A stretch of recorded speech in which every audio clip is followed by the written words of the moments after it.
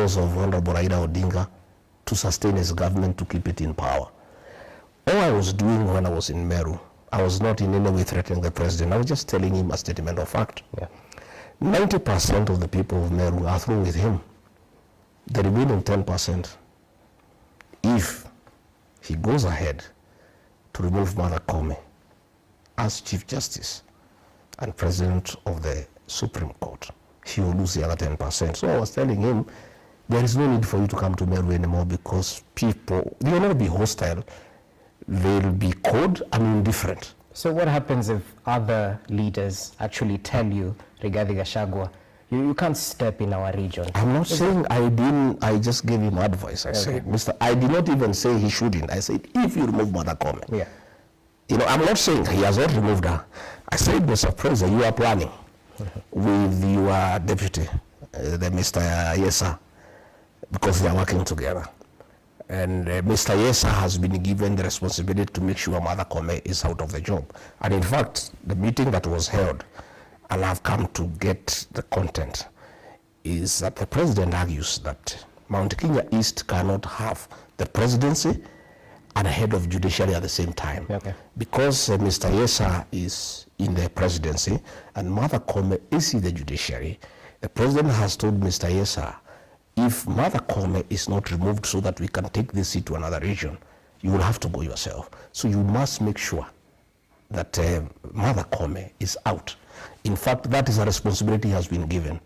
All these things that are going on, the petitions, the JSC, it is Mr. Yesa who is coordinating to save his job. Because the president is clear that you cannot have the presidency in Mount Kenya East and also have the president of the Supreme Court and the Chief Justice in the same area. And now I was saying, I am not threatening the president. I cannot threaten. I just told him the truth. I am a truthful man. I was in Meru. Mr. President, you have hatched a scheme with your deputy to remove Martha Koome as Chief Justice. If you succeed, and he can succeed because he was able to remove a deputy president who is elected by 7.2 million Kenyans. So the one for Chief Justice is even much easier. Once you do that, your relationship with the people of Meru is irreparably damaged. And there is no need for... The institution of the presidency is very important for this country. And is a symbol of national unity. And the president should be able to go everywhere in the country and get good reception. When people start refusing to listen to condolence messages from our president, it really demeans the institution of the presidency. I would one day want to be president. I would want that institution to be held in high esteem. So it is also my duty as a citizen. It is civic duty. Where I find the institution of the presidency will be demeaned by acts of the president, to advise him to think twice of removing Justice Martha Koome. Again, I also want to advise him, please stop disbanding the Supreme Court. It is not good for the country. It will create problems. People will have serious doubts about the 2027 general elections, because if you put a bench that you have crafted, you already start going to the elections with a lot of doubts. And once people don't believe a process will be fair, we start on bad footing, and that is not good for the country. So let me ask you this, and perhaps just to quote the words of the current Deputy President, Professor Kithure Kindiki, who you're referring to as Mr. Yesa, perhaps reflecting on the headlines on The Standard. He said this in response to your statements in Meru. He questioned who defends the judges who may be innocent but do not have ethnic godfathers, perhaps hinting that, you know, the judiciary is apolitical. Politicians shouldn't perhaps interfere with the runnings of this independent arm. Mr. Yesa cannot have a different opinion. He is an employee of President William Ruto. President William Ruto wants to remove Martha Koome and the other 6 judges from the Supreme Court. So his work is to defend, but automatically. But the question... But I'm asking, he is trying to say that my defense of Martha Koome is ethnic. I want to ask Mr. Yesa, When I said that the Director General of the National Intelligence Service is incompetent, members of the Somali community came out with fury to defend him. I never heard Mr. Yesa say that that is ethnicity. When ODM members threatened to remove Speaker Moses Wetangula, members of the Luhya Nation from Western Kenya came out in numbers to defend Moses Wetangula. I never heard Mr. Yesa say anything. But when the people of Mount Kenya see that there is a problem here and one of our own is being victimized, then he says it's his ethnicity. Yet himself is one of us. But two wrongs don't make a right. But I am saying, that's what all communities do. The Somali community have defended their own. The Luhya people have defended their own. There is nothing wrong with Rigathi Gachagua defending his sister. And because our MPs and senators have been compromised by President William Ruto that they cannot speak for one of their own, Mr. Yesa cannot see anything different from what he has been told by this employer. Somebody must speak also for the mountain people. Okay. And I really have no apologies because I'm not the only one. When the Somalis defended their own, nobody raised an issue. When the Westerners defended their own, nobody raised an issue. And this is what is happening, Rogers, in this country. That the only people who cannot defend their own are the Mount Kenya people. It is called tribalism. But when other communities defend their own, or when they take a particular position, they are called tribalists. I saw the CS Interior saying that defending Mother Kome on my part is tribalism. Yet, 2 months before, when President William Ruto was had a lot of attack from all corners for mismanaging the country, that CS said that the president was being attacked because he's a Kalenjin. So I want to say, this profiling of the Mount Kenya people must come to an end. The Mount Kenya people, like any other community, have a right to defend their people. They have a right to articulate their issues. They have a right to say what is good for them and what is not good for them. And I want to ask the Mount Kenya people not to be apologetic about who they are. None of us made an application to go to be born where we were, where we were born. That is God's decision. And we must be allowed as a people to have our own identity and to articulate our issues like all other communities do. So tell me this, and perhaps it's interrelated. What's the progress of your impeachment case in the corridors of justice? And equally, do you foresee an instance where you'll appeal all the way to the Supreme Court? I don't know. My lawyers will deal with it. By the way, I'm really list both about the impeachment and those matters in court. Is there any progress on that case? Yeah, we did file an appeal in the Court of Appeal. Because we were not satisfied with the bench, the three-judge bench that was constituted by the Deputy Chief Justice, because the Constitution says she doesn't have such powers. But the judges ruled that they should go ahead, and we did appeal to the Court of Appeal. Today the matter was in court, and the Court of Appeal listened to our arguments and gave an order staying the proceedings before the High Court until the matter is heard. The matter is determined. So our lawyers are dealing with that matter.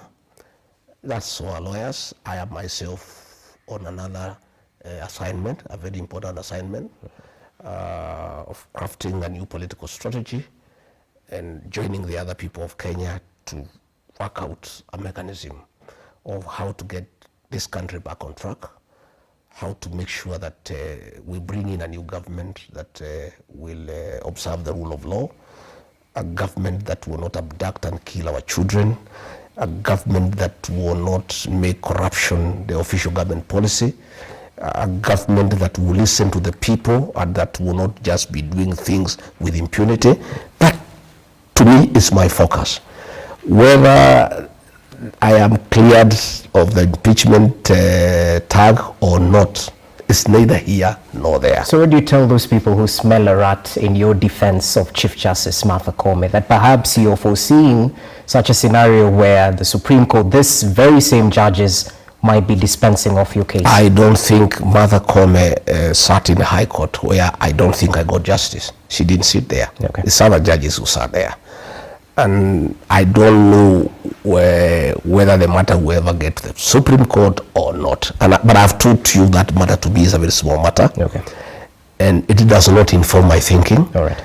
And I am just concerned about this country, that it is irresponsible to allow the president to disband the Supreme Court. It's not good for the country.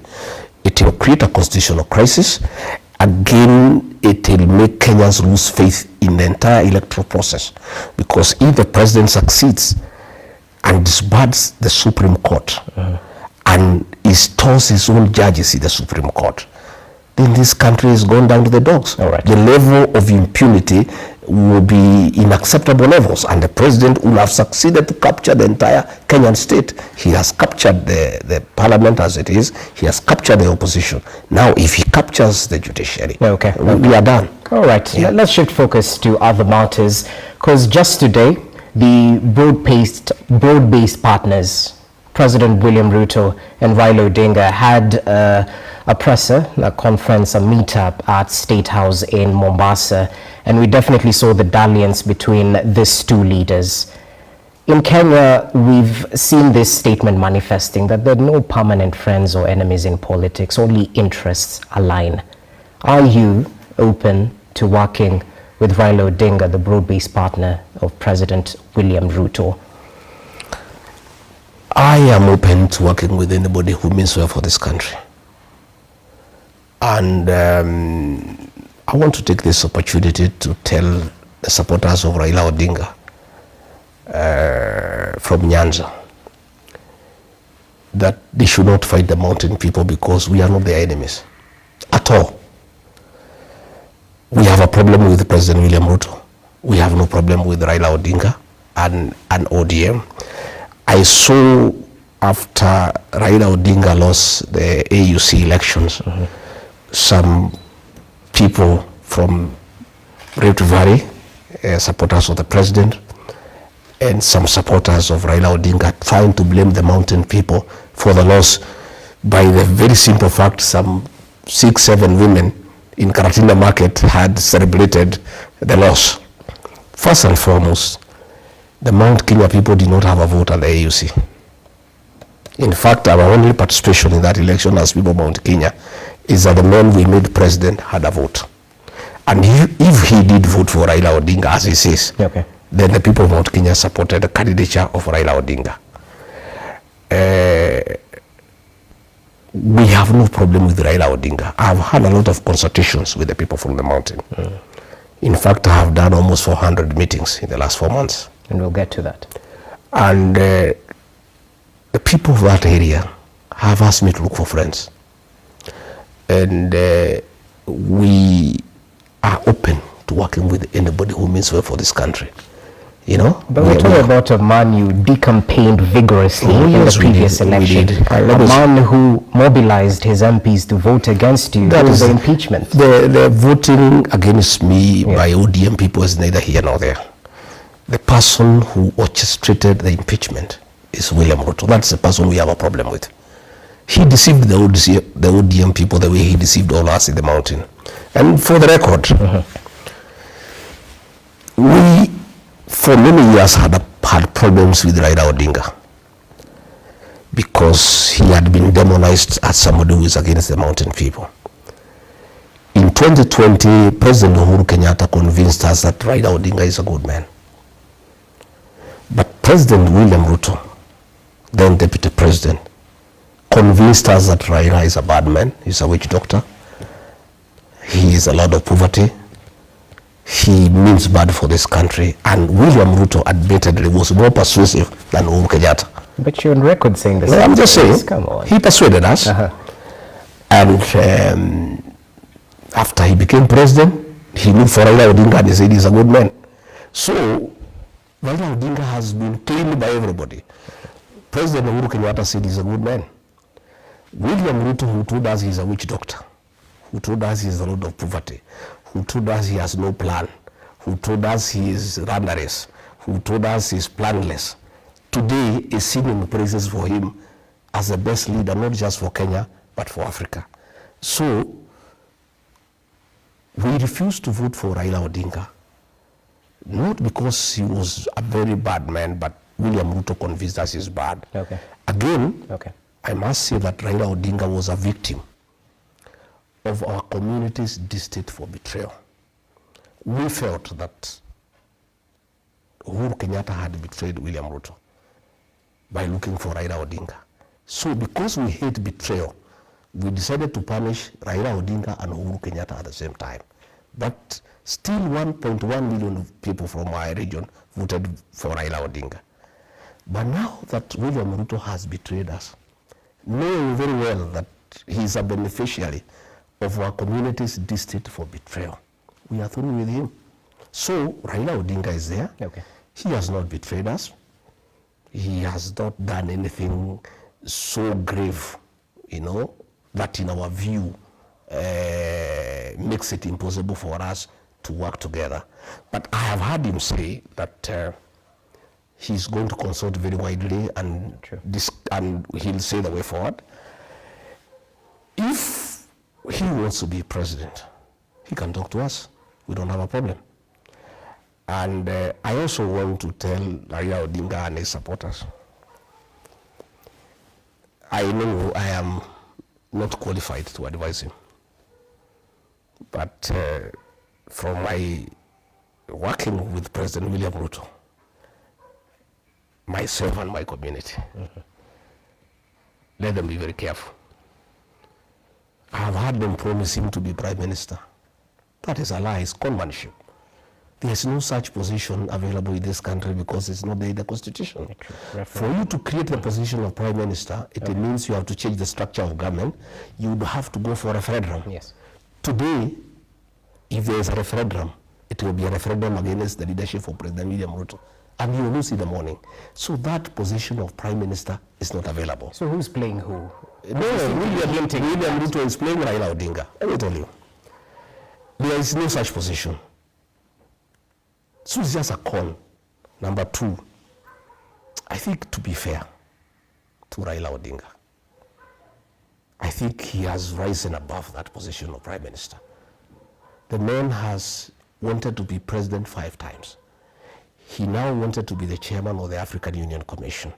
I think taking him back to the position of prime minister is a bit demeaning. In my view, the former prime minister has 2 options, in my view. I cannot advise him. I cannot pretend I have the capacity to advise him. He either retires in dignity or he goes for the presidency. Because there's no way you can ask for the presidency for 5 times and then you demean yourself, you want to become a prime minister. No. I think that will be very, very demeaning. But again, finally, yes. I want to ask my brother, President William Ruto. Now that you say this man is a witch doctor, he's the Lord of poverty, he is the real problem of this country, you have changed your mind, you are saying he's the best for Africa, he means well for this country. Why don't you, if you are genuine, consider to do 1 term and endorse him to be president in the next election, if you really genuine that this man is so good, this man can sort out this country. Okay. If really that is from the bottom of your hand, of your heart, since you have done 5 years, you are going to do 5 years and you have not done very well, why don't you consider to allow this man to be president? So what I would like to say is that in my discussions with people, we have, by the way, I must tell you in those discussions, if you want me to tell you. And we'll get to that. We'll get there. Yes. But I'm saying we are not opposed to working with Raila Odinga. You're willing to support? Already we are working with Kalonzo Musyoka. Okay. We are working with Eugene Wamalwa. We are working with Fred Matiang'i. We are working with Eugene Wamalwa. We are working with all like-minded Kenyans. If Raila Odinga does not make a decision to destroy his legacy and support President William Ruto and decides to join the rest of Kenyans in trying to liberate our country and get it back in the right footing, and calls upon us for a discussion on the possibility of working together in whatever formation. You're open to that? We are open to that discussion. We are not selfish people. Okay. By the way, myself and my community our record having supported somebody else. William Ruto, he's not one of us. Today he's calling us tribalists, despite the fact that we supported him, knowing very well he's not one of us. Okay. And because we are not tribal, we supported him, and he became president. We also are amiable and ready, if need be, to support another person, maybe it Raila ODINGA, maybe it Kalonzo, maybe Wamala. We can support anybody, and whoever we decide to support. And take it from me today, and you'll ask me 2 years from now. Whoever we decide to support, we have two options. We can have our own candidate from the mountain, and we are good. If we decide for whatever reason that it's better to support somebody else, whoever we decide to support, that will be the next president of the Republic of Kenya. Okay, time will tell. You said you're open to working with like-minded individuals. Yes. Yeah. Have you had a meeting with former President Uhuru Kenyatta? Did you bury the hatchet? Because there's some who still point fingers at you, blaming you for the push and pull after the current Kenya Kwanza administration came to office, that perhaps the raid at his farm might have been orchestrated by Gachagua. Have you had a meeting with the former head of state ever since you were impeached? You know, Uhuru Kenyatta is my elder brother. I was his PA, and he's our leader as a community. Okay. It is inappropriate for me to discuss him in public because I'm a junior elder in the community, he's a senior elder, and discussions of elders in our community is a preserve of that community. We're just asking if you met him. Come on. You're What a truthful man. what I'm saying Yeah. is that Uhuru Kenyatta is our brother, our son, and our leader. And he's retired, and we respect his status and his retirement. But when we need advice from him as a community, it's always available. So let me rephrase the question. What do you tell those who see former President Uhuru Kenyatta's hand in the appointment of Uhuru's men, as they're commonly referred to? Some of the CSs we saw recently appointed, Mutahi, Kagwe, Ngunyi. There's no problem whether Uhuru had a hand or no hand. It, to me, is irrelevant. And he's a Kenyan. If he proposes some people to be appointed and they are appointed, so be it. What is important for us, especially for the mountain, is that those appointments amounted to nothing, because they were meant to pacify the region that is very unhappy with the President William Ruto for deceiving them, for mismanaging the economy, and for destroying leaders in the region. And immediately they were appointed, there was a saying among our people, that even if you revive Mwai Kibaki, Jomo Kenyatta, and Dedan Kimathi, nothing would change. So we are really not bothered. Let them go and work. They have been given a job to do. Let them go and do the job that were given to do. We wish them well. If they can make a change and people of Kenya are better off than they were before they were appointed, we appreciate. They are our sons. Right. And we don't have a problem with that. Okay. Yeah. Why the delay in forming your political party? Because going by your own timelines, we were supposed to have that launch early this year. It was pushed, and now we expect that launch in May. Are you having challenges in registering? No challenges at all. Yeah. I had, when I left office, the people of my region felt that we needed to consult on the way forward, because as a community we felt very bad. The community felt totally misused by President William Ruto. They felt deceived, and we needed to consult extensively. And as their leader, they asked me to do that consultation. And I did a lot of consultation, the whole of November, the whole of December. I had hoped that I would have completed the consultations, but I hadn't by the end of December. Very many people still wanted to come and see me. You have seen even in the whole of January and February, they have been coming. Again, when we started the consultations, I had thought it would be a Mount Kenya affair, but I had not appreciated the interest my leadership had created in the country. And many other Kenyans from all other regions also wanted to consult with me. And therefore, we had to extend our negotiations. But be as it may, our political party is ready. And for strategic reasons, I did not want to unveil it before.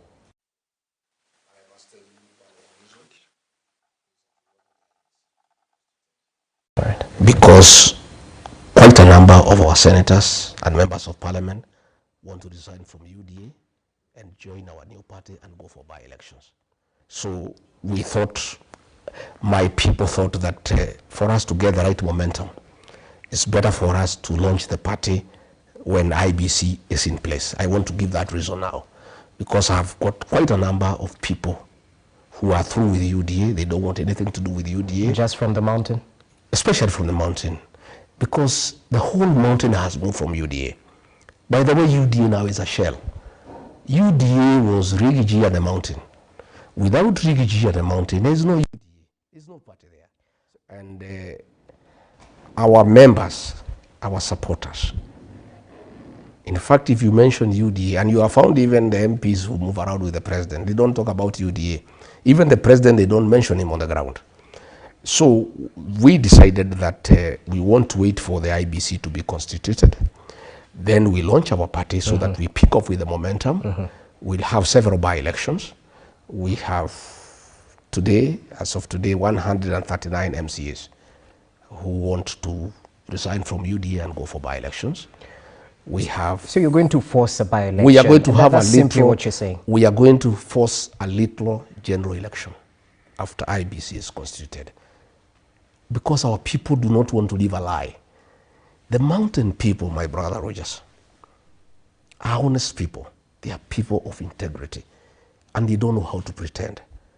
When they are through with something, they are through. And when they want to move on, they want to move on. So we have senators, we have members of parliament, we have MCAs who cannot pretend that they are in UDA. And are they the and they will repeat what Raila did in 1994. And I admire Raila ODINGA because I remember 1994. He left Ford Kenya and went to NDP, and he resigned and he was re-elected. And since that time, his career has been very rosy. Even I'm encouraging my MCAs, MPs and senators, the ones who make that very brave decision, because that is very courageous. To leave a seat you have been elected, you resign and go back to the people. It's very courageous. But I want to assure them, the way I'm listening to our people, any leader who makes that decision will be re-elected without a doubt, with very serious majority. Number two, they will be heroes of our people. And their politics will be rosy for decades and decades to come. So that is one of the reasons why we have delayed. But I want to say our party is ready. Okay. And I want to correct, I have seen a lot of people trying to say that our party is for the region, for Mount Kenya. It isn't. It's a national party. By the way, I have a lot of people who are interested in joining our party. And the mountain will have a home in that party. But it's a national party for everybody. But that will be the home of the mountain. Just like ODM is a serious party, but is the home of the Nyanza people. Ford Kenya is a serious national party, but is also the home of people from Bungoma and Trans Nzoia. You know, Wiper is a national party, but is also the home of the people of Ukambani. Okay. That's the way politics move, because politics are local. And our interim national chairman is from Kajiado County. Our interim national organizing secretary is from Machakos. Our interim deputy party leader is from Kakamega. Our interim assistant national treasurer is from Kuria in Migori.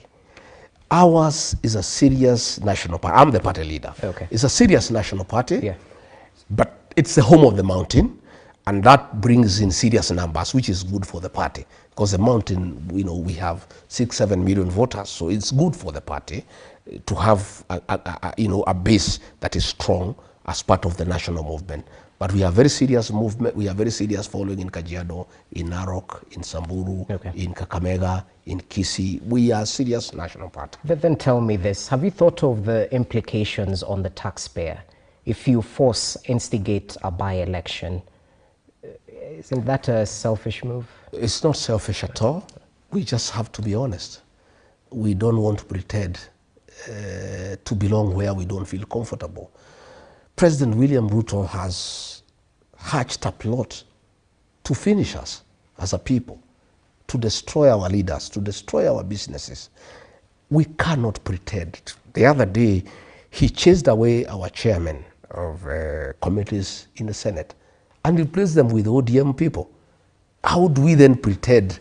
How does the senator of Nyandarua, who was a chairman of a committee, has been removed and replaced somebody from ODM, pretend that he loves UDA? So to hell with the taxpayers because of these leaders. There are many other things that money is being spent, and probably it is not a priority. So we are saying we need to fix our politics. There is no way you are going to chase away people who got you elected on UDA party and expect them to remain there to support you. They will not. Those people will move on and they'll go for a by-election and they'll be elected, they'll come back to parliament on another party that respects them. But you cannot mistreat people.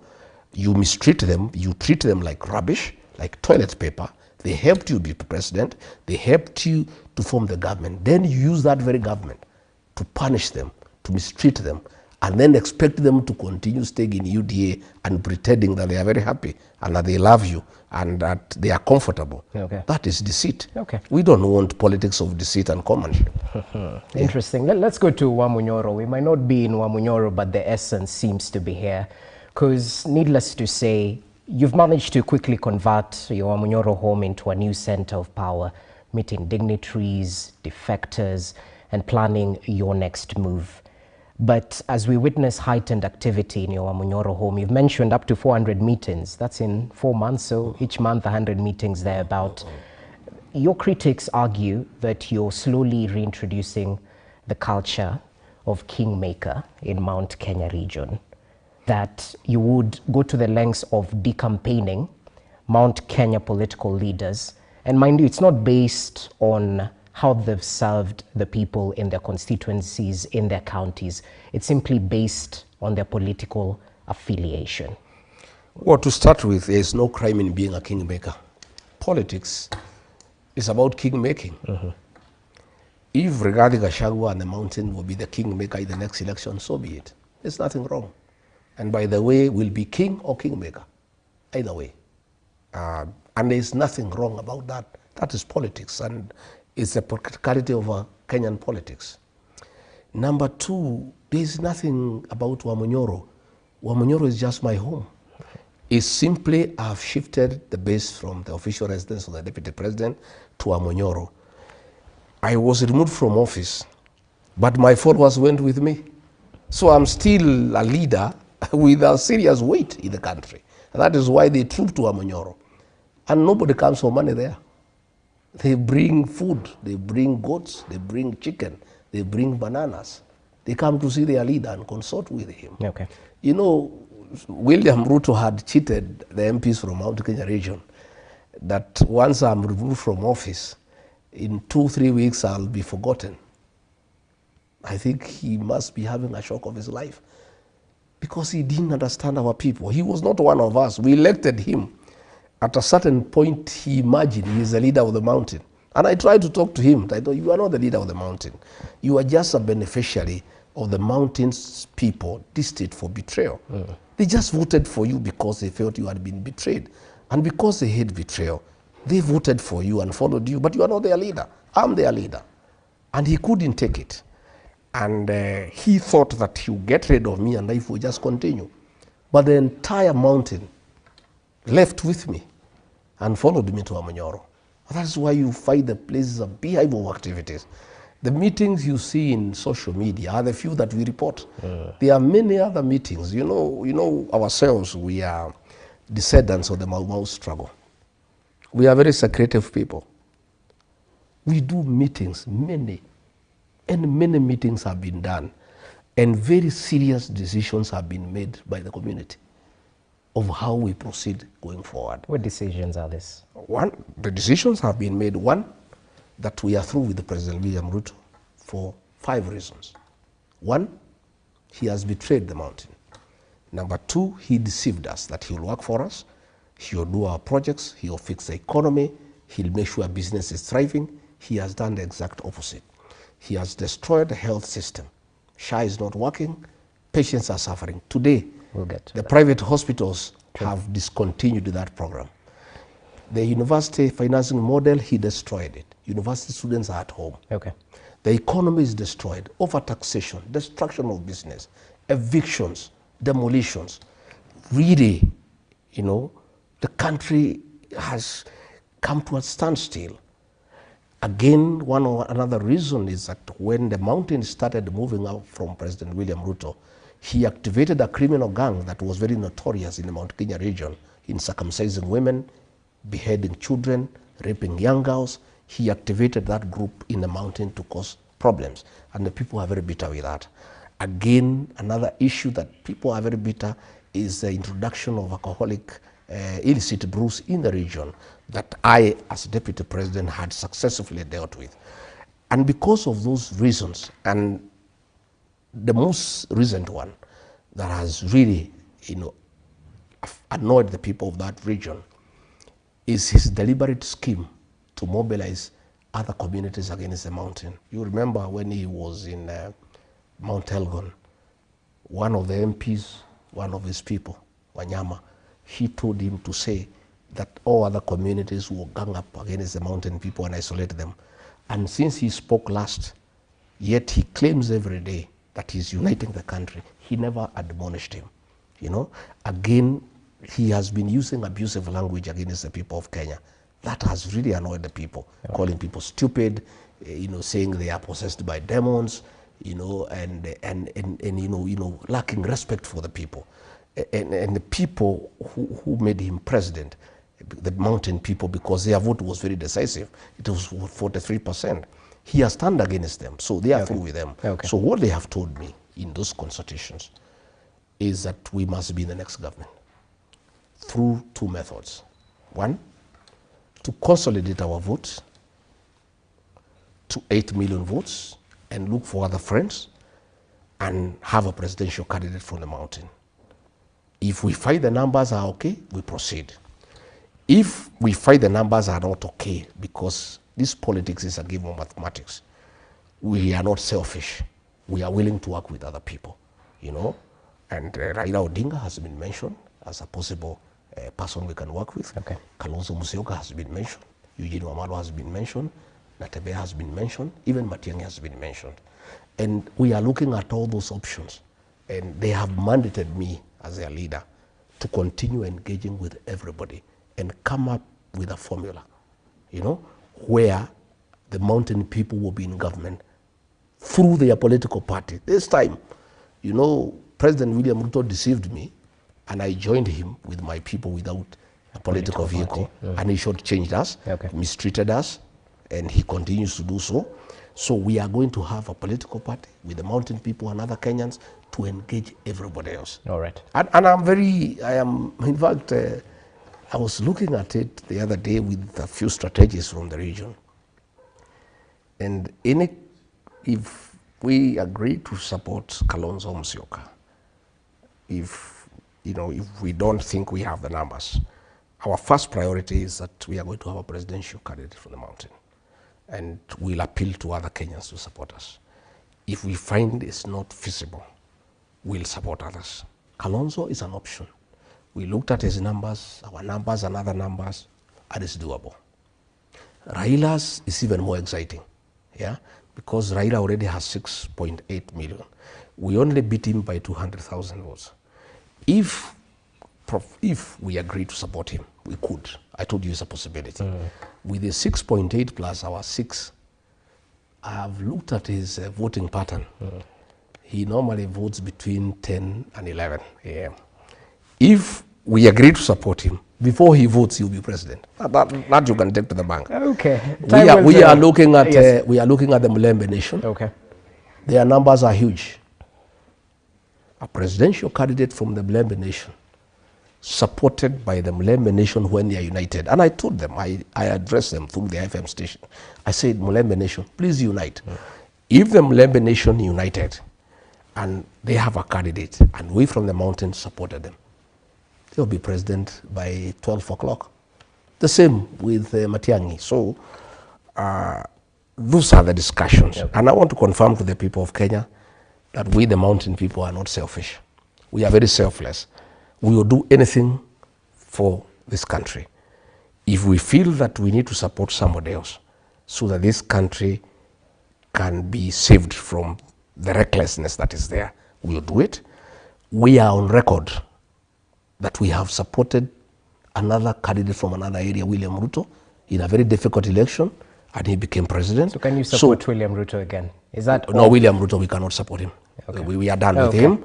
And it's also not good for the country. Okay. I have to take you back because I asked you, yes, why are you making sure that you will decampaign members of parliament, not based on their track record, but because of their allegiance, their political allegiance? I am not decampaigning anybody for whatever reason. The mountain people hate betrayal.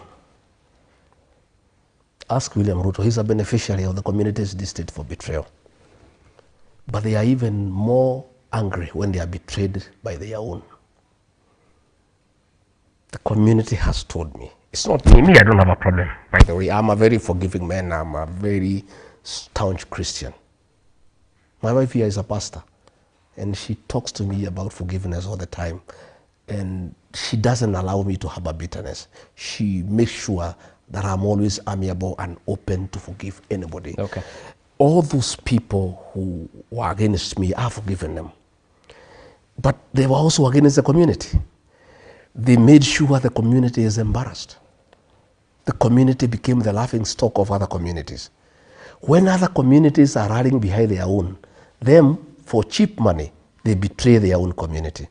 The community has an issue with them. It's not me.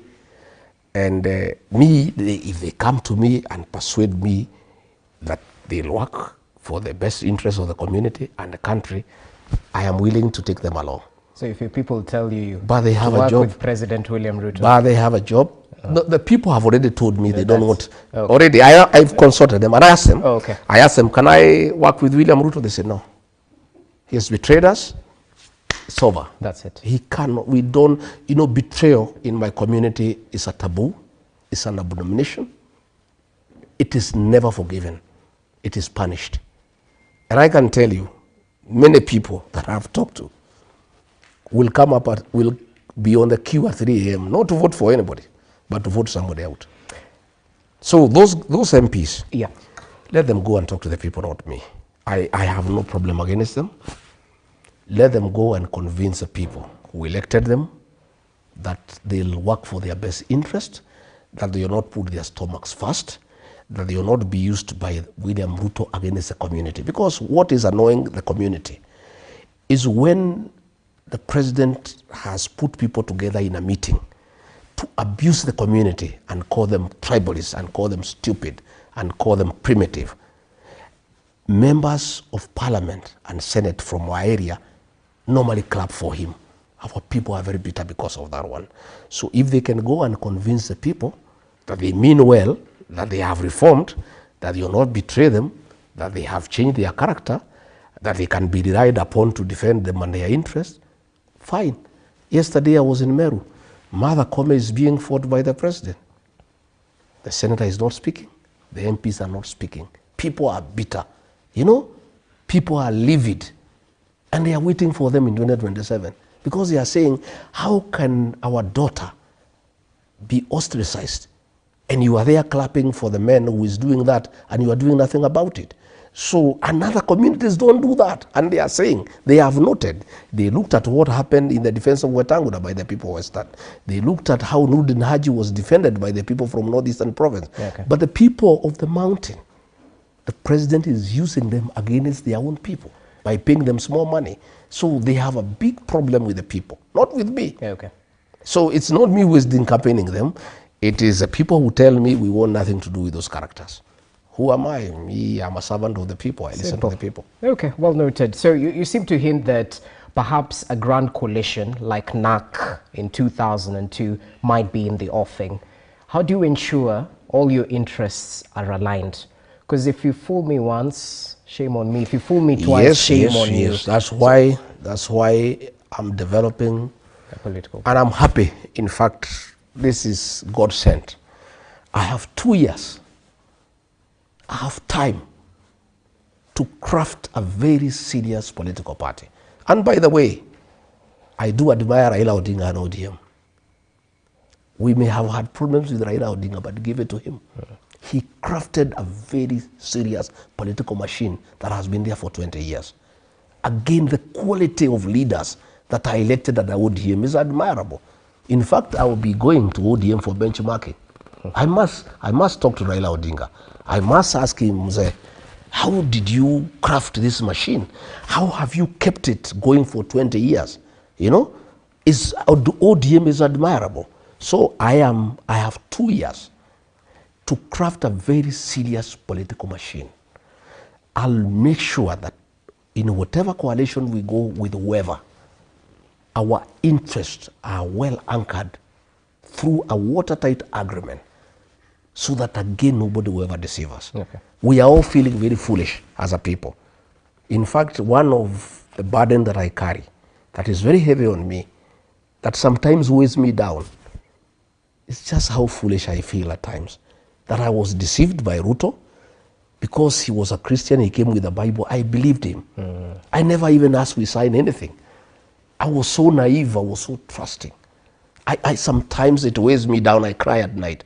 How foolish could I have been? And I'm a student of political science. But we say once bitten, twice shy. This time we'll be careful. I have very serious elders who advise me.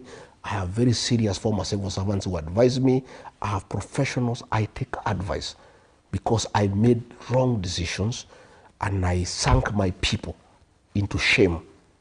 I sank my people into desperation. God giving me another chance. I will not repeat that mistake. It's a commitment that I've given to my people that I'll be very, very careful in whatever arrangement I get into. It must be watertight. I must have very proper professional advice by lawyers, by people who have been in politics. Okay. And that consultation is going on day and night. You know, I sleep past midnight every day. I consult and I'll continue consulting. And from next week now, I'm consulting other regions because we want to work with the people of Kenya. Forget about what people say that I'm tribal. You know, Roger, you know Rogers, eh? I don't say politics is local. Politics is local. Let me tell you. How do you go to organize your neighbor's house when yours is in disorder? You first organize your house, your wife, your children, you make sure you are talking the same language, then you go and visit the neighbor. But you cannot leave your house, your wife is sleeping in a different bedroom, your children are not talking to each other, then you are going to the neighbor to tell them how they should stay together as a family. So I needed first to put my house in order. That's what a clever politician does. And I have done that successfully. Okay. Now that I have completed the unity of my people, and by the way, President tried to divide Mount Kenya East and West. I stopped him and I'll never allow him. It will never happen. And that is why Embu is a no-go zone for him. And that is Mount Kenya East. You know, he sends condolence messages there, they are rejected. And that is Mount Kenya East because the mountain people are clever and they know their strength is their unity. So now that I have more or less completed 98% uniting my people to speak the same language, to have a single political party that is strong, now we are reaching out to other Kenyans, like-minded Kenyans, so that we can work together. Do you think you will shake off that regional tag, that tribalist tag? I don't need to shake it because it's not a bad tag. It's an identity. I'm Kikuyu, so but I did not apply. True. To be born a Kikuyu. I did not apply to be born a Kikuyu. There is no crime I have committed by being Kikuyu. And there is no crime I'll commit by loving my people. There is no crime I'll commit by asking our people that we be united, because that's what all other people are doing. But it is only bad when it's done by the mountaineers. But when the Western people come together, that is regional integration.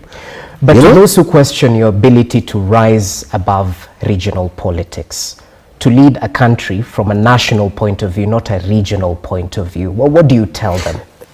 Rogers, I want to ask you, when I called a press conference in Mombasa to divert the Gen Z when William Ruto and the government were killing them, those Gen Z, were they Kikuyu? They were the children of Kenya. That is nationalism. When I was deputy president, I made sure that people of northeastern Kenya, nobody died from hunger. I have been to Mandera, to Wajir, to Garissa, distributing food, making sure the people of those regions are secure. When I defend the payslip holders, you know the payslip holders, their payslips have been impeached by William Ruto. They are very helpless. Their purchasing power has been eroded, and that is why the economy is crumbling. Because when you erode the payslip, that's the middle class, you diminish their purchasing power. Then nothing goes on. There is no money in circulation. And I am saying we must form a government to rescue the payslip. We must dignify the payslip. And when we form the new government, one of the things that we must do, and whoever wants to be in coalition with me and my people, one of the things we must agree is that we must do away with housing levy, because it's not the business of government to build houses.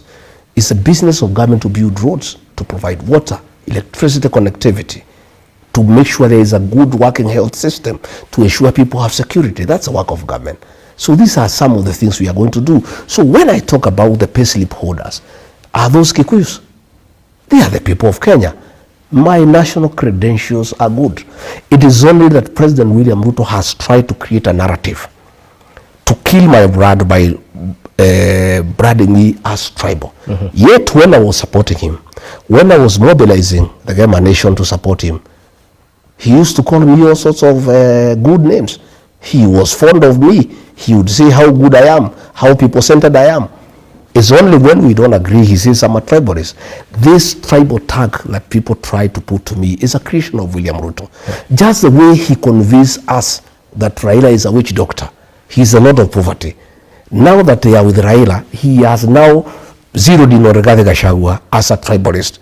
He says I'm primitive, I'm retrogressive, I'm incompetent. He's very good with words, and he's very persuasive. He's very abusive. You remember the abuses he gave against William Ruto. Those are the same now abuses he has targeting me. Every election he must have a target. Last election, the object of hatred created by William Ruto was Raila Odinga. He's a witch doctor. He doesn't go to church. He is the Lord of poverty. He is clueless. He has no plan. Now, this coming election of 2027, the whole game plan is regarding Gachagua. He's a tribalist, who mtu wa shares, huyu anianini, but people are also very intelligent. People are very intelligent, okay. And they know now what they can trust and what they cannot trust. You can fool some people sometime, but not all the people. But you cannot fool all the people all the time. People have known William Ruto now. Okay. He's been unmasked. Those insults he gives against people, nobody now can believe him, because he's the one who told us Raila is a witch doctor. Today, 2 years down the line, he is saying Raila is the best man in Africa. So whatever he says now has no value. If in the unfortunate event, God forbid, okay, I went back to William Ruto and we patched up, he would now say Gachagua is a nationalist. And now he's saying today I'm tribal. I am not tribal. That is a tag that William Ruto has tried to put on me, and in the fullness of time, the people of Kenya will know who Rigathi Gachagua is. They will know what I believe in. And many people, by the way, believe me because I'm truthful. In difficult circumstances, when this country was burning, when the president said Gen Zs are criminals, is Rigathi Gachagua who called a press conference and said, no, these are our children, they are our sons and daughters, and they should not be killed, they should not be abducted, they should be listened to. Since we have adequate time till 11 p.m., I just want to take you back to your sentiments about Raila Odinga, because in the event you choose to support Raila Odinga, what makes you think you'll succeed where Uhuru failed? Persuading the mountain to vote for him. I don't know. Well, let's cross the bridge when we reach there. Does Raila Odinga wants to be president, or he wants to support William Ruto? I think let's leave that discussion to when Raila Odinga has made up his mind. If he decides he wants to be president, then we can have that conversation. I think right now it is premature to talk about his candidature because we are not sure. I'm listening to RUTO people saying that he'll support RUTO. I'm listening to some ODM people whom the president has paid. And the president is very good in dividing people. And let me tell the ODM people, the same way he tried to divide the mountain, he's going to divide ODM. And you can see already some ODM characters who are being paid are already dividing ODM. You can find there is one section in ODM that is supporting William Ruto. There is another one of Akina, Sifuna, Orengo, Anyang, who are talking a different language. I see very serious attempt by the president to divide ODM.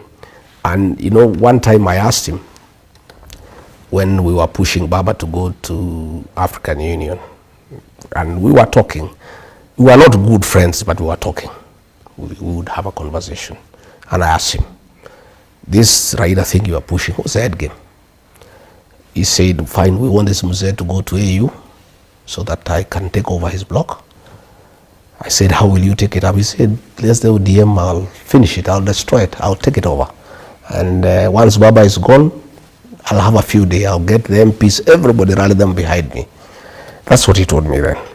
And I think if Baba went, to a certain extent, he would have succeeded in dividing ODM. I don't think that is possible now, because I think Raila Odinga has built ODM for 20 years. I don't think, even if he wants to work with William Ruto, he'll allow him to destroy ODM. I think he'll still want to have ODM as a strong party. And if he wants to have a coalition with William Ruto, he would have ODM as a distinct political entity. What I would not understand is at what he would be in that coalition, because Raila's dream has been to be president. And by his status, even age, experience, exposure, he is presidential. I don't know what other role he would play in a coalition with William Ruto, but that's his decision.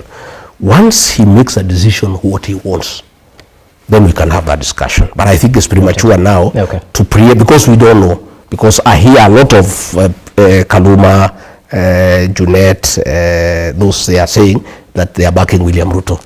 So I think it's premature to discuss whether he can be supported or not, because he has not decided what he wants.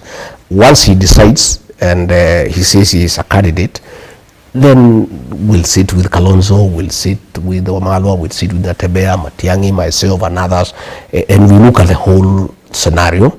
And whatever suits Kenya, I want to, from my end, I'm very selfless. So is my community. Whatever suits Kenya, whatever formula that can work to restore this country, to bring back our country, to fix our economy, to fix our foreign relations. As we speak, we are in very bad state. And even, by the way, we had a very good candidate for the AU seat, Raila Odinga. But the president buggered it, by the way. You know, and I feel for Raila Odinga. And by the way, I wished him well. And honestly, from the bottom of my heart, I really wanted him to be the AUC chairman so that he can have a dignified exit. This is a man who has gone through hell. He has been in detention for 8 years. He almost lost his family. He's a man who has really struggled. He was championed the second liberation. He has fought for democracy. He was very instrumental in the 2010 constitution. I honestly, from the bottom of my heart, felt that if he became the AUC chair, it was a very dignified exit for a man who has given his life for this country.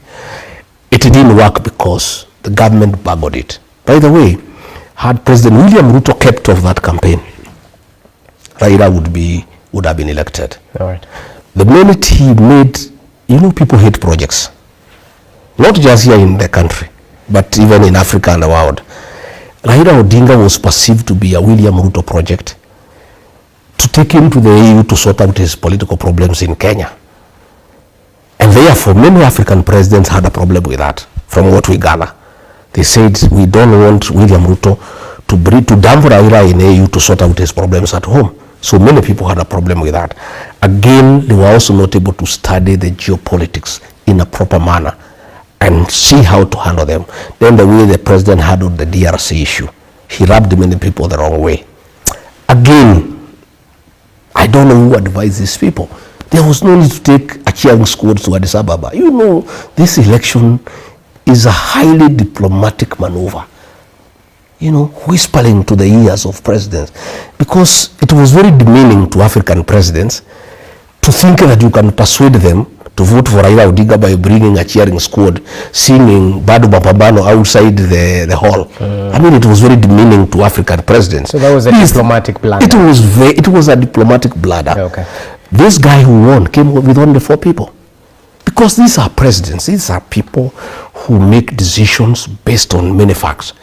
You cannot persuade them by cheering, okay, by bringing a crowd to sing around there and all that. And even many diplomats were very offended by Kenya, by the kind of show that they took there to Addis. So the way that thing was handled, they goofed in a very big way. Since you're talking about diplomacy, I have to reel you into the predicament that Kizza Besigye is facing. And not just that.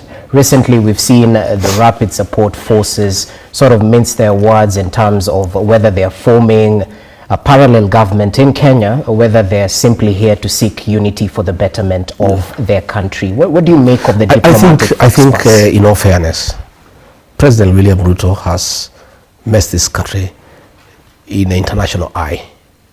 He's doing all the wrong things. We have a policy of non-interference with the affairs of other countries. We cannot allow rebels who have been slapped with international sanctions because of the genocide to meet in government facilities in Nairobi. You have had Sudan now is threatening to stop our tea going to Sudan. And what is happening is that the president has put his personal and commercial interests ahead of the country's interest. That's the problem that they have. They are doing business with the RSF chief of gold that is being gotten from that area, brought to Nairobi and taken to Dubai. And you can substantiate Yes, I can. I have one time. And, you know, diplomatically, the president cannot invite Hamed here because he was vice president. And he asked me to invite him on his behalf. And he called me and said, sign this letter, invite Hamed here, because I want to have a discussion. When was this? Sometime 2023. Okay. And I did invite Hamedi and welcomed him and delivered him to the president. There was nothing about Kenya. They were just discussing business, about gold, about such other things. You were in that meeting? No, I introduced him and then I was told to leave because it had nothing to do with Kenya. How do you know this then? No, I'm saying if it had anything to do with Kenya, I would have sat through the meeting. But I'm the one who, after they were through, I'm the one who took him to the airport and I inquired and they are doing business. So it is putting Kenya in very bad light. Very, very bad light. And President William Ruto must accept that he will not be president forever. He cannot destroy this country and the way we are perceived by other nations. He must be a nationalist. He must rise above personal and commercial interests and put the country first. That group has been flagged by the international community and sanctions have been slapped against them for genocide and killing of children. But again, thinking about it, there's a saying that birds of the same feather flock together. They are killing children in Sudan, we are killing children here. So again, there's convergence. I think birds of the same feather flock together. But we are looking very bad. DRC, we have handled it very badly. And in fact, I am told many African presidents are unwilling to get involved in peace initiatives led by President William Ruto because he is conflicted in terms of personal and commercial interests that he has put above national interests. All right, let's come back to the country. I'd like your take on the formation of IEBC because there seems to be progress after quite some time. Perhaps start off with telling us your take. Was a delay in formation of the IEBC by design or by default. Thereafter, what do you make of the process? The delay was by design. President William Ruto wanted the conclusion of the AUC bid before IBC can be formed, because you know the changes that were made in Parliament, there is participation of political parties. He wanted to be certain that they are on the same side with the Raila ODINGA so that they can agree on the formation of an IBC commissioners that are friendly. He wanted to know whether Raila is on his side or not, so that is why that delay was there. And he's the one who was sponsoring those court cases to keep the delay going on. But I think after the international community raised the issues, he reluctantly allowed it to go on. I think now AUC has been the AUC is concluded. I think even the discussions in Mombasa is trying to see whether he can be on the same side with Raila Odinga, so that probably if they are on the same side, they can agree on the commissioners that will be appointed. That's the way I see it. Okay.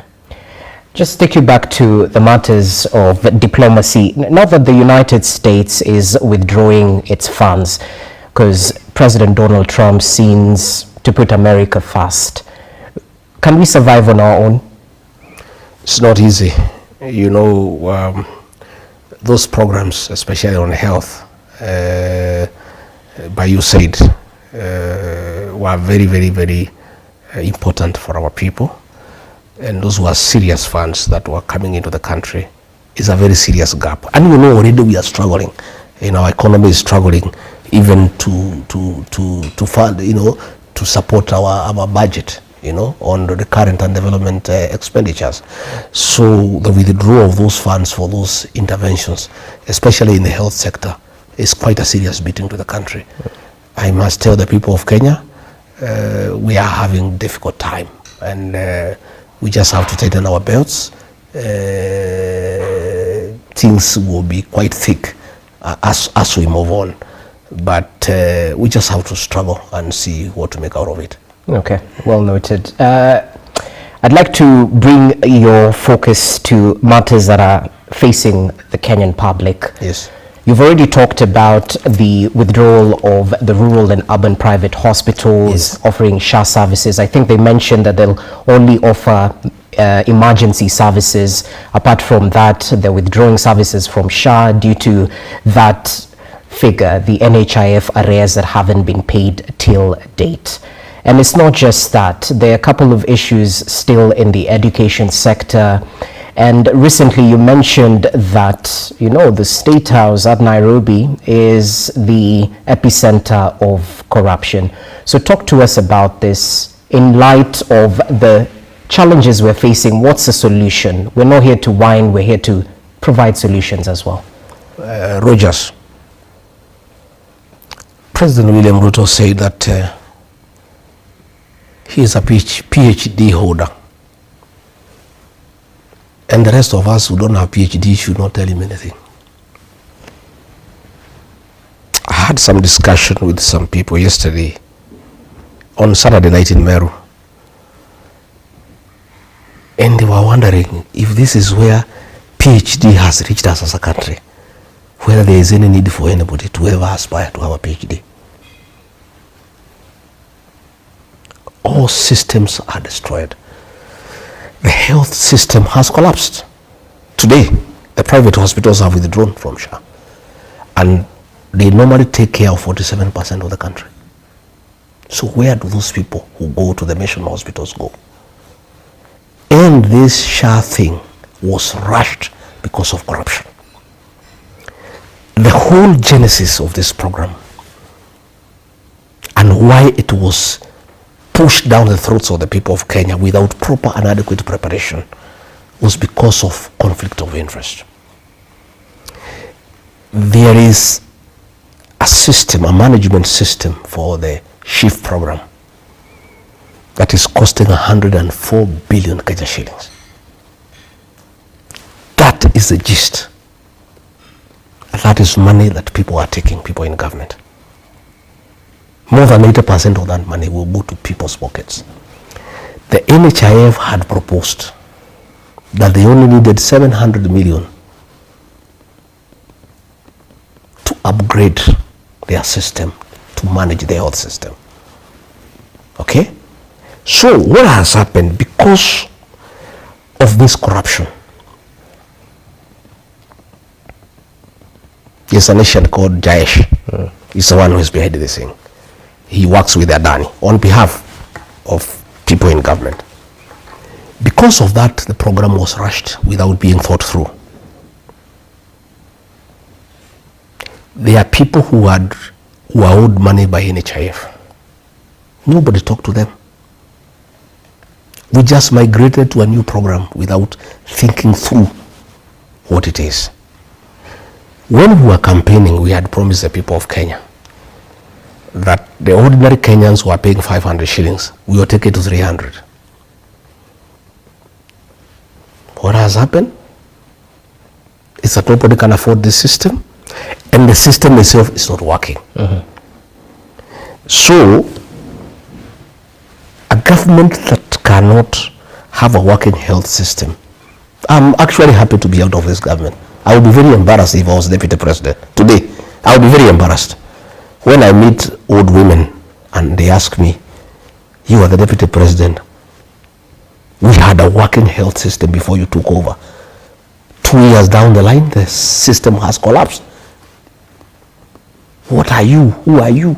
I would be very embarrassed. In fact, sometimes I sleep here, I wake up at night, I'm happy I'm not deputy president, because I would not know what to explain to the people. Okay.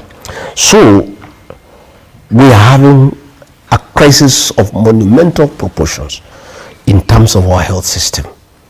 And I really feel for the people of Kenya. I don't know what will happen now that the private hospitals are withdrawn from the system and people are paying through their pay slip and they cannot access health care.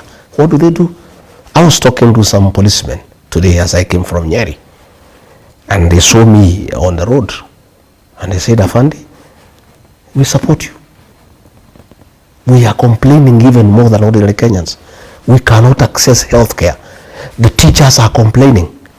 You know, the teachers had a good medical system with some hospitals. And a decision was made to remove the insurance so that it's given to some hospitals owned by that Asian called Jaesh.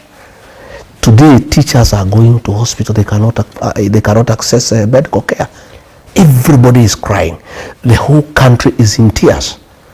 And it's just 2 years down the line, you know. And I looked at, I saw after the AUC, I saw a fellow who works for the National Intelligence Service, an MCA from Nairobi here, called Alai.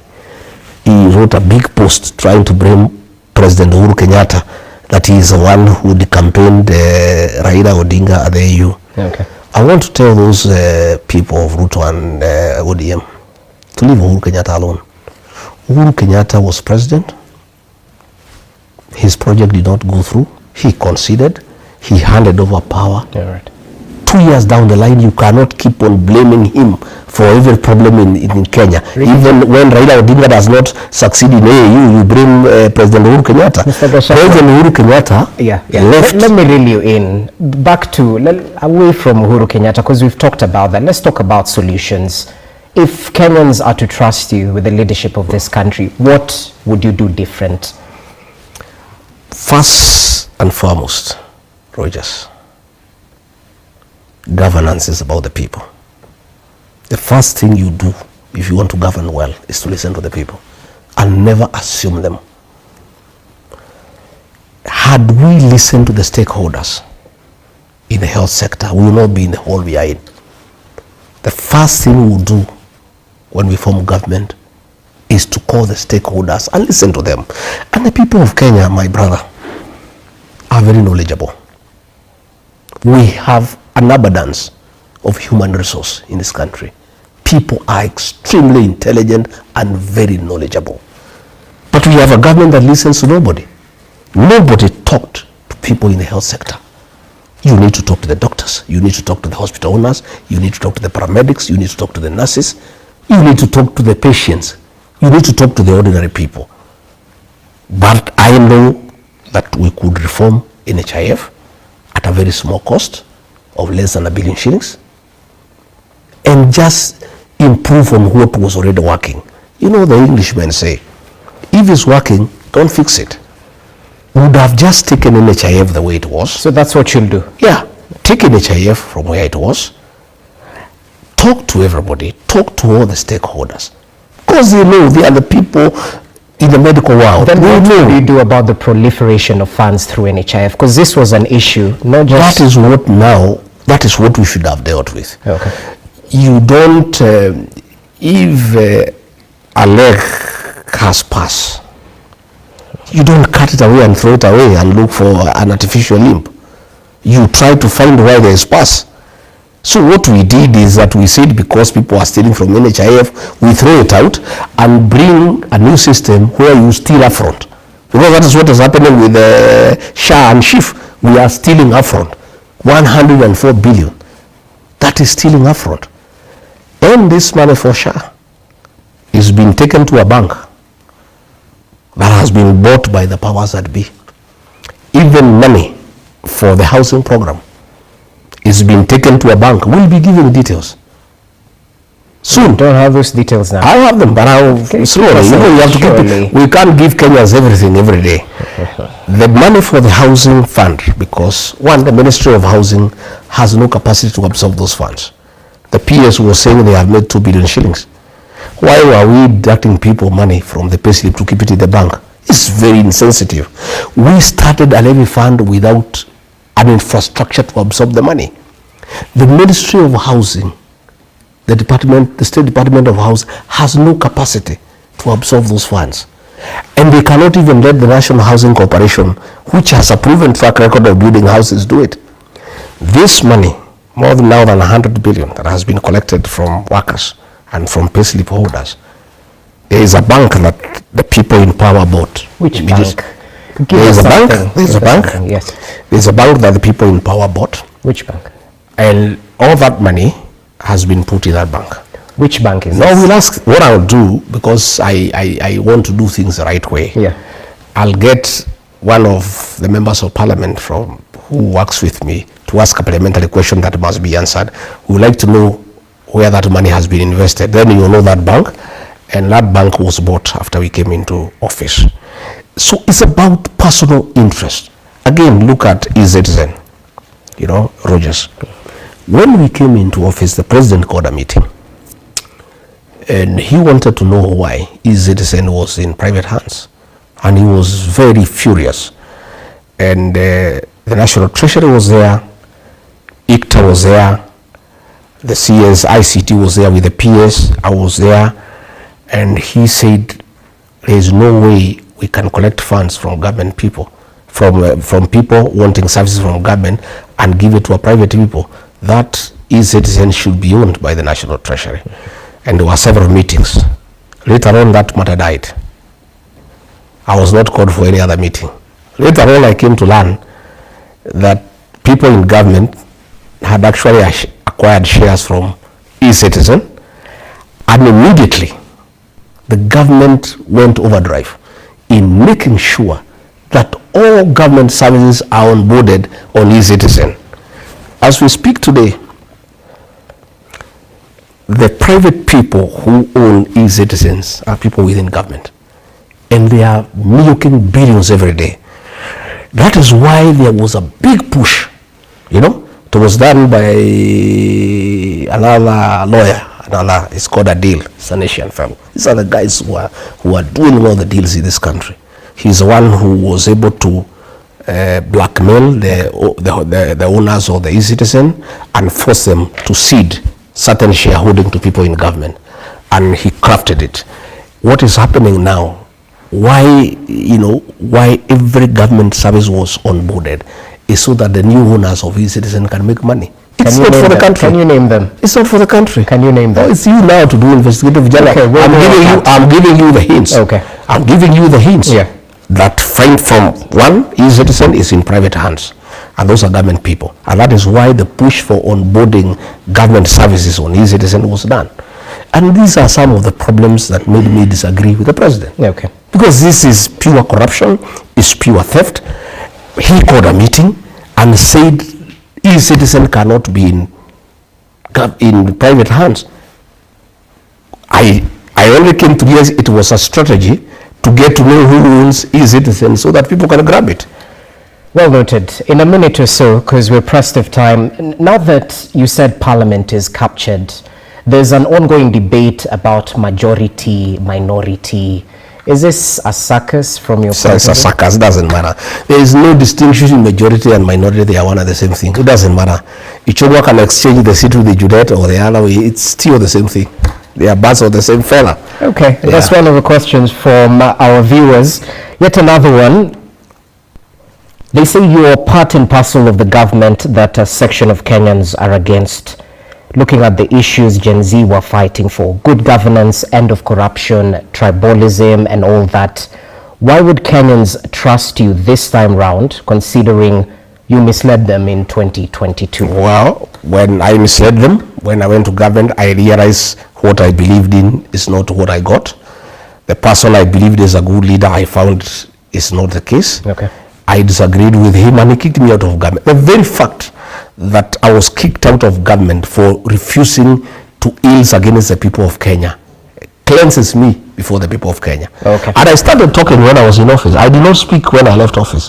When I called a press conference on the 26th of June in Mombasa, I talked against abduction and extrajudicial killing. I was still deputy president. Can you name these abductors? When you seem to know more than we do. Name these abductors. What building were they using?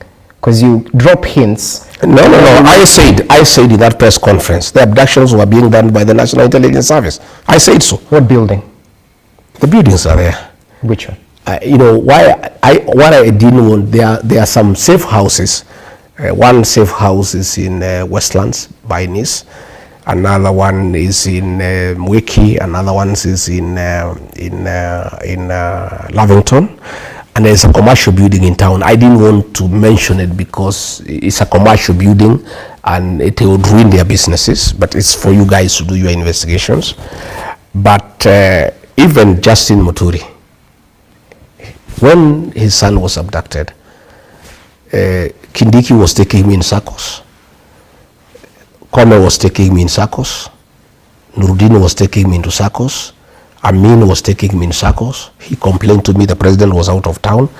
I called all these people, they were also taking me into circles. Okay. And we did agree with him, he faces the president. And he faces the president, and he has the president.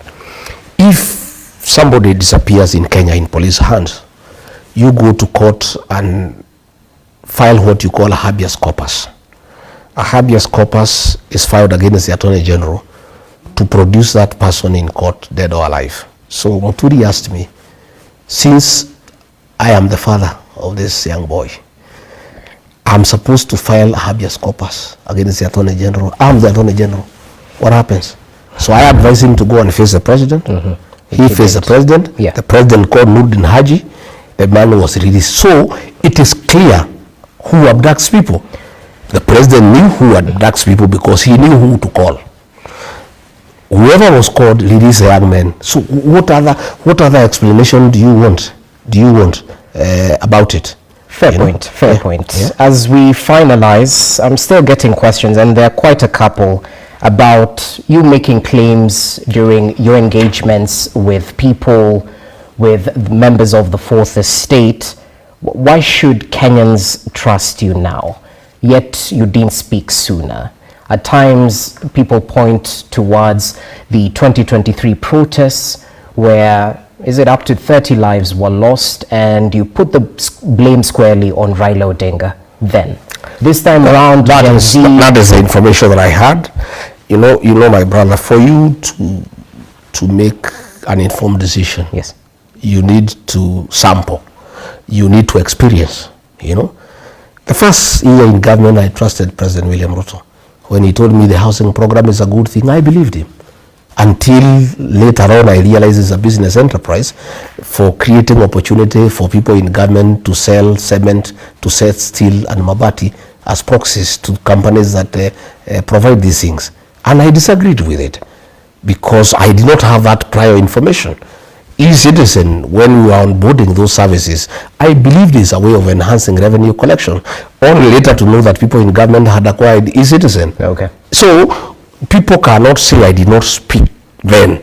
But the minute I realized there's a problem, You know, the first one here, I played along because I was persuaded. President William is very persuasive. Until now, because I'm fairly also intelligent, started putting 2 and 2 together to realize that this government is a commercial enterprise. So you realized, did you realize in the first year that there were still kept quiet? Later on along the way, but I kept on asking him so that we can remedy. I also did not want to rock government. I'm a responsible leader. I kept on persuading him, okay, let's do the right thing. Let us not overtax people. Let us not force people to do housing they don't want. I tried to persuade him. But in the second year, I started now telling him no. And we started disagreeing, you know, and I would say go to cabinet, finance bill, I would oppose in cabinet. Demolitions and evictions, I would oppose. But the first year I tried to persuade him because I didn't want to rock the government. I wanted to be a loyal deputy. I wanted to be supportive. But when I realized that the government is against the people of Kenya and it's a commercial enterprise, everything in this government is about deals, you know. There is no decision that is made without a commercial interest, including our foreign relations. Did you make these deals yourself? I made no deal. I would like somebody to say regarding Gachagua did this one deal. Are you a bitter man? I have no bitterness at all. But I carry people who are bitter. I have many people who are bitter with me. My community is bitter with me. They are learning, they are forgiving me slowly. But many are not able to forgive me, okay, because I came and said William Ruto is a good man. They asked me, do you trust him? I said, yes. Have you made sure our interests are taken care of? I cheated them, yes, because I believed him, I trusted him. When I went later to tell them I had nothing written, they blame me up to today. So I'm a leader of a very bitter people. But myself, I have no bitterness. I'm an easy guy. You can see I look happy. I sleep well. I am more easy. I have time for my family. I have time for friends. I also have time to listen to the people of Kenya. All right. And I am also a very hopeful man. I'm sure, you know, God is with us. And in the fullness of time, I'll be vindicated. And for my people from home, from my region whom I wrote, I'll do everything possible to fix the wrong. So that I also, you know, persuade you that I was conned like you are conned. I was deceived like you are deceived. And I'll have the opportunity to right the wrongs that I did. Okay. I will be more careful. I will be more thorough. I will be more consultative. I will not assume anything. I will treat everybody as a suspect until proved otherwise, so that we don't make wrong decisions that can put our country where we are. Well noted. As we finalize, speak to the nation, those who are yearning for solutions due to the predicaments they're facing in the Kenya as a government. Equally, your political path, speak to that. I would like to tell the people of Kenya that Kenya is a beautiful country with good people who are very hardworking, very industrious, very enterprising. The problem of Kenya is one of leadership. There is a book I read sometimes back called The Problem with Nigeria. And it says Nigeria, there is no problem with Nigerian air, soil, the people. The problem is leadership. The problem that we have in Kenya is one of leadership. And the first solution to all the problems that bedevil our motherland is to fix the leadership, is to get the right leadership. People who are patriotic, people who put national interest above their personal interest, people who listen to the people of Kenya and not abuse them. Because it is very bad to abuse people and insult people when they tell you the way they want to be governed, because people must be allowed to see the way they want to be governed. Because at the end of it all, the sovereignty of this republic rests with the people. So the first thing we must do is fix the leadership. Once we fix the leadership, the other things will follow. I am very hopeful that the people of this country at the right time will fix the leadership, and from there things will get better. I want to say my people who think the way I do, the leaders in the Senate, in the National Assembly, I feel for you the way you are being harassed, the way they are getting trumped up charges against you. The MP for Juja, because of questioning the funds for AUC, was arrested. And he has been charged with a crime that is alleged to have been done 30 years ago in 1994. Today, he's being arrested and charged with a matter for 1994. It's harassment. There is a scheme to plant bangi and arms on Senator Karongo Thangwa, so that they have tried to look for something to arrest him. They want to plant bangi so that they can arrest him. They have been trying to get charges against me. A whole unit called the Economic Division at DCI, about 16 people have been assigned to turn my life upside down. Right. And see whether they can get something to take me to court. My own children have been harassed. They used to have a place they were doing business. They have stayed there for the last 7 years. The person who had listed them, the office was called and threatened that you must cancel the lease and throw them out. They were thrown out at night by policemen, and they came here crying. I said, it's okay. Your father has taken a certain decision. He's your father, so you must suffer the consequences. So I asked my children just to take it easy. These things will go. No situation is permanent. I must say that I'm embarrassed that President William Ruto had promised that he will never use the criminal justice system to settle political scores. He has even perfected it more than the fourth administration. You know, people are being harassed. Our friends are being followed everywhere. They are being threatened by KRA. They are being threatened by asset recovery. It's very unfortunate, but it's okay. There is nothing we can do. Time is healing, and time has a way of sorting out these things. So I want to tell the people of Kenya to know that regarding Gachagua, with other leaders who are patriotic, I will do everything possible in their limited means to make sure we fix the governance in this country and accord the people of Kenya an opportunity to fix what is wrong. And I am very hopeful that there will be new leadership when the elections are called, and with leaders who put the interests of this country first, and then we can fix the economy and we can fix all the other things that go with it, the health system, and mostly important, restore the dignity of the payslip. That's a commitment I want to give to the middle class. All the people who have payslips, we are committed, we'll work for you. You will serve for the next 2 years. Muvumilie tu, because there is nothing we can do now, because Parliament has been captured, so it cannot help you. Opposition has been captured, it cannot help you. It's only the Kenyans who can help themselves. So I want to appeal to our young people, the Gen Zs and the millennials. You have a date with the destiny. You've done very well so far online, using your smartphone to bring awareness to the Kenyan people. But that is not enough. My sons and daughters, my grandchildren, we are depending on you as a nation. You must take IDs, you must register as voters, and you must come out and vote. What you are doing is good, but it's not complete. The final liberation of this country will be on the ballot box. And it's the Gen Zs and the millennials who will do it for this country. And they owe it to us as their parents. As we are getting tired, we are aging, we are getting a bit sluggish, our young people have a responsibility for us and for the country to sort out this issue. And they'll sort it out on the ballot by registering as voters and actually coming out to vote, and making sure they also protect the vote by making sure that everybody is aware of what is happening. Okay, well noted. Asante sana for your time, and it's not lost to Kenyans. By the way, it's